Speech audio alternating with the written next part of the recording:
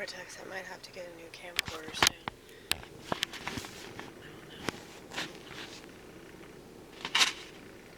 I'm not very good at taking care of things, in case you haven't noticed. If I seem extra paranoid, it's because I'm waiting for my friend to come outside. I know that I have a really bad habit of like looking around all the time. So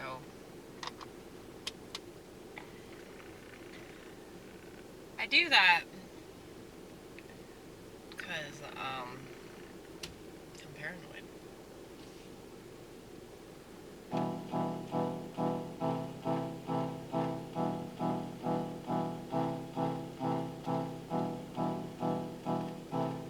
I actually want to do another sound.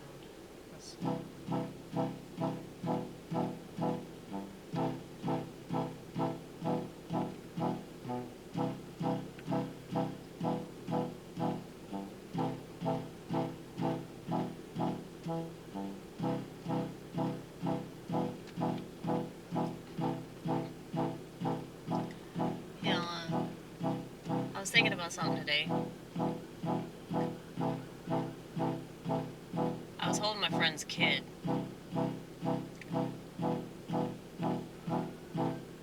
And I was thinking to myself, you could have one of these if you wanted one of these.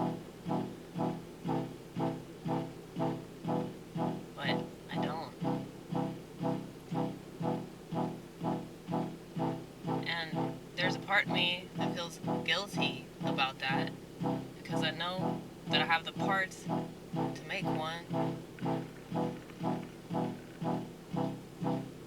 And it's a common sentiment among Christian conservatives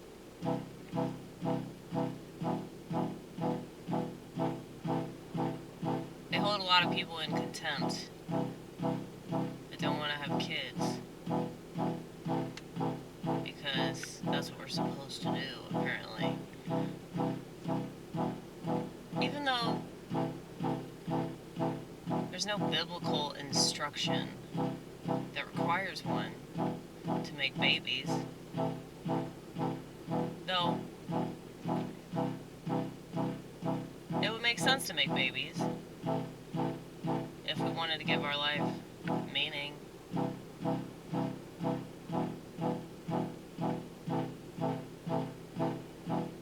And encourage the future generation to see things the way that we're seeing those things. But that's also the problem with raising children, because you expect them to take after you, and if they don't do that, then I can only assume that you'll feel like a failure. Is this a tuba sound? Let's see, 17. Horn. There you go. Let's switch it though. I like this sound.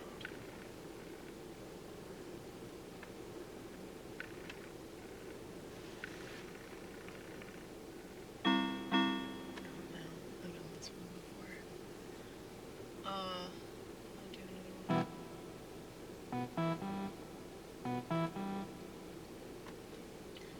But I think it's such a tricky thing to have kids and then they're not what you wanted, they're not what you expected. And I think that my parents really, really struggled with this. And the older I got, the more they started to realize that it wasn't them. It was I was just very obstinate, And I've always been that way. And anybody that's had to deal with me, whether they've dated me or they've been friends with me or they've lived with me or they've done comedy with me or they've worked with me, it's they will all say the same thing.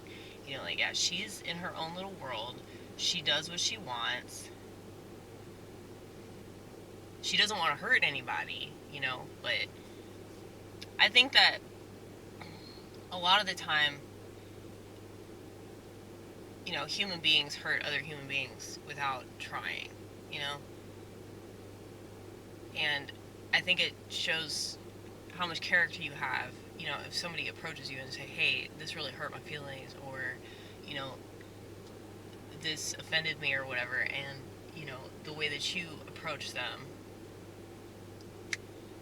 indicates, like, if you actually give a shit about humanity or not. Because if you get really defensive and you're like, well, the reason why, then it's like you're not really, like, taking that person's feelings, like, into consideration at all. I understand that, like, a lot of people are very sensitive, and that sensitivity makes them really stupid, but, not everybody has this level of understanding, and it's really important that people recognize that. And I think that one of the main issues in our society is that people don't understand that not everybody is on the same level, Well, back to what I was originally bringing up about children.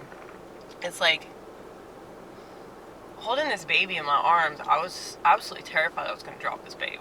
Okay? And I cannot stress this enough, that I, like, applaud people for being parents. I applaud people for, like, striving to take on that challenge, because it's definitely a challenge, like, way more so than it's ever been, and I'm sure it's just going to get worse and worse. It's going to be harder for parents to raise their kids in, a conservative, or God forbid, Christian fashion, and Christianity is going to be thought of as more and more unconventional, which I guess is kind of cool for people like me, but, I've always had issues with the way that Christians, like, talk about different things, because I don't think it gets anywhere, Like, if your goal was to make people less gay, then you have failed, okay? If your goal was to encourage more people to, like, get married and have kids, you have failed. Because, I think people just, I don't know if it's a case of, like, they're no longer wired to do those things anymore, or they no longer see the purpose of that.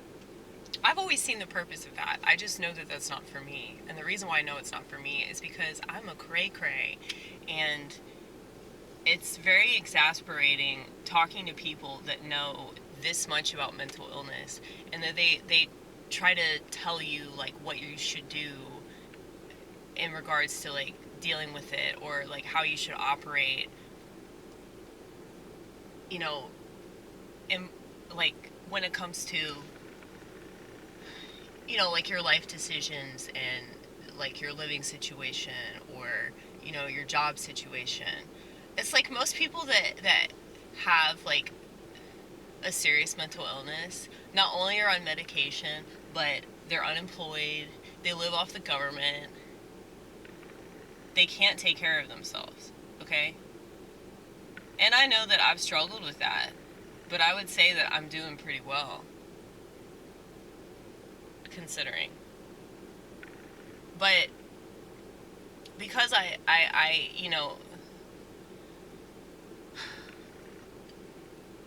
make it seem like I'm functional or whatever, it's like people are like, well, why aren't you doing this?